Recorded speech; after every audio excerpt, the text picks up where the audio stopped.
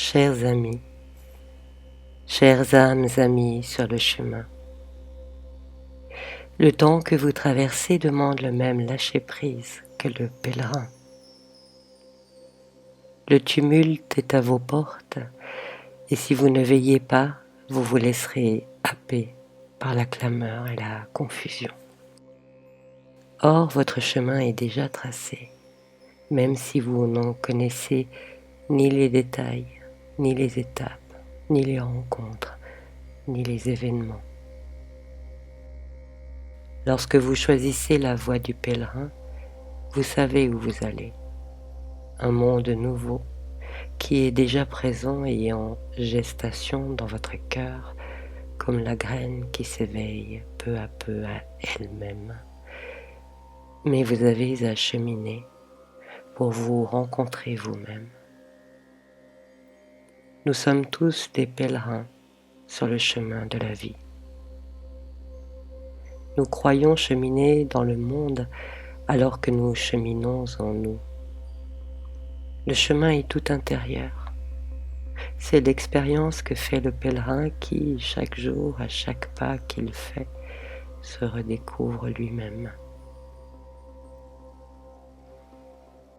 Le chemin est plus important que la destination, parce que la destination, c'est vous-même, et vous ne pouvez être que vous-même, chaque jour un peu mieux.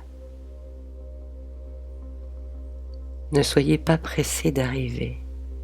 Toute réalisation demande du temps, de la patience, de l'endurance, de la confiance.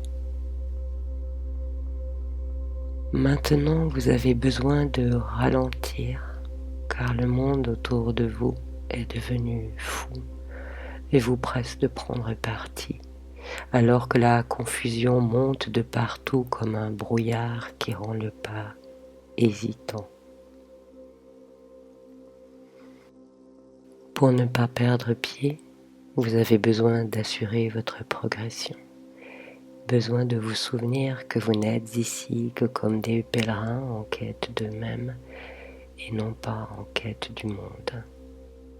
Le monde n'est que le décor prêté par le divin afin de vous éveiller à vous-même, mais il n'est certes pas la réalité. Soyez confiants, rien ne peut vous arriver qui ne soit par lui prévu. Vous êtes précieux, et c'est à sa rencontre que vous allez, sur la voie qui vous a choisi. Ne croyez cependant que cette voie soit sans liberté d'action et de choix. Bien au contraire, à chaque étape, à chaque rencontre, vous êtes libre de donner votre propre réponse. Le pèlerin se lève le matin, salue l'aube et confie ses pas au soleil qui le guidera pour la journée. Il connaît sa prochaine étape, mais non pas les personnes qu'il croisera, ni les difficultés du terrain. Il doit apprendre à faire preuve de souplesse, d'adaptabilité. Il doit veiller à son confort, à sa sécurité, à son viatique et accepter de laisser la vie gérer le reste. Imaginez votre chemin, sentier étroit, parfois droit, parfois sinueux, qui se faufile à travers le décor du monde, sous les futaies des arbres, au travers des champs, des forêts, des collines ou des villes, et prenez conscience que vous ne pouvez en voir que quelques centaines ou milliers de mètres. Le reste est invisible à vos yeux, car dissimulé par l'inaccessible horizon, ce point de fuite qui se déplace avec vous, au devant de vous, au rythme de vos pas, et qui ne se laisse apprivoiser que par la grâce de chaque instant. Ne rien anticiper si ce n'est l'imprévu. Ne rien redouter si ce n'est la peur de l'inconnu. À rien ne résister. Le pèlerin marche sous le soleil de plomb comme sous la pluie battante. Il accepte les aléas de sa progression avec sagesse et confiance. Il sait qu'il parviendra à la prochaine étape, même s'il ignore l'heure de son arrivée. Les obstacles deviennent pour lui l'occasion d'éprouver son courage, son inventivité, son acceptation, sa vaillance. Cependant, une étape après l'autre, un pas après l'autre, à chaque jour suffit sa peine, et le lendemain prendra soin de lui-même. Que risque le pèlerin si ce n'est un détour?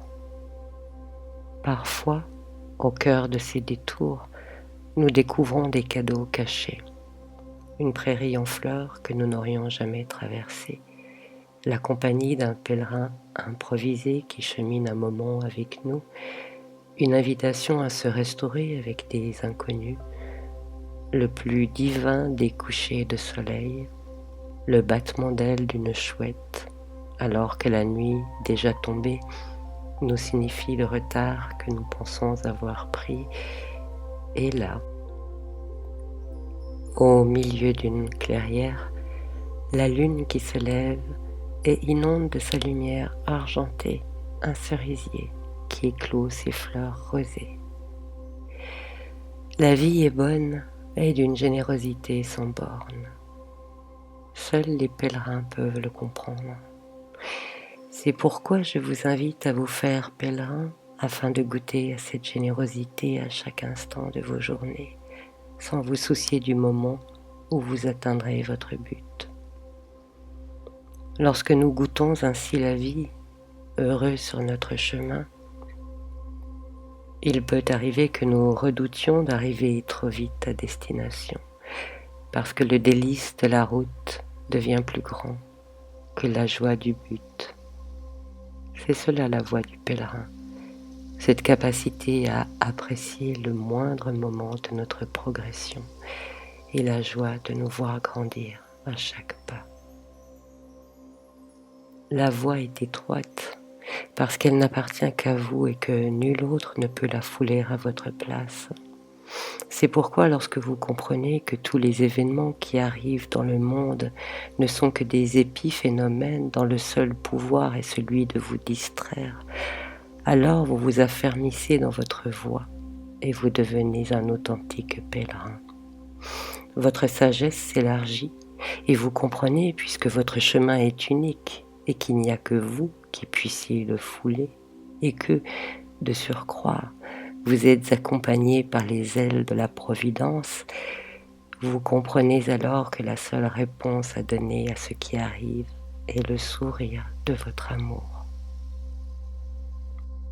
Même si certains tentent de se mettre au travers de votre route, vous savez qu'ils ne sont que les obstacles à vaincre pacifiquement afin de mieux vous ouvrir à la grâce. Grâce qui ruisselle sur vous, en vous, depuis la nuit des temps et jusqu'à l'aube de l'éternité. Vous ne pouvez aller à la rencontre que de vous-même. Les événements qui croisent votre route sont ceux qui vous permettent de devenir celle ou celui que vous êtes, car nous sommes tous en devenir. Les autres événements, ceux qui résonnent en écho autour de votre route sans la traverser, ne vous appartiennent pas et vous n'avez pas à vous en soucier. Vous ne pouvez agir que sur ce qui vient à vous, non sur les échos du monde. Or, le monde voudrait vous emmener avec lui au sein de sa danse folle afin de vous égarer et de vous faire perdre votre voie. Cela peut arriver parfois, mais toujours vous retrouverez votre chemin, à moins d'y mettre de la mauvaise volonté. Je vais vous dire un secret. Le chemin intérieur emprunté par le pèlerin est celui de sa colonne vertébrale. C'est en elle, en effet, que nous cheminons. Aussi étrange que cela puisse paraître, notre colonne contient toute la mémoire de notre vie à venir, toutes les étapes destinées à nous faire grandir. Pourriez-vous ne pas avoir de colonne? Alors inspirez à fond et tout en douceur, et retrouvez la force au creux de vos reins et le profond sillon de votre colonne. Vous ne pouvez pas vous égarer. Vous êtes votre colonne, empruntant celle-ci telle une échelle qui doit vous mener de cieux intérieurs en cieux intérieurs à la révélation de vous-même. De la naissance jusqu'à vos 30 ans, vous vous préparez à vous présenter à la porte des hommes que vous franchissez par votre floraison. De vos 30 à vos 60 ans, vous cheminez en pèlerin jusqu'à la porte des dieux que vous franchissez par votre fructification. De vos 60 à vos 90 ans et au-delà, vous ensemencez le monde jusqu'à la porte de l'éternité que vous franchissez par votre sanctification de la vie. Vous êtes tous précieux et d'une valeur infinie. Vous avez simplement le choix de vous faire pèlerin afin de suivre votre voie en laissant le décor du monde à lui-même ou croire que vous lui devez quoi que ce soit. Vous ne devez qu'à vous-même et à la joie au cœur de chacun dans la fraternité des pèlerins. Le reste est éphémère, seul demeure l'amour.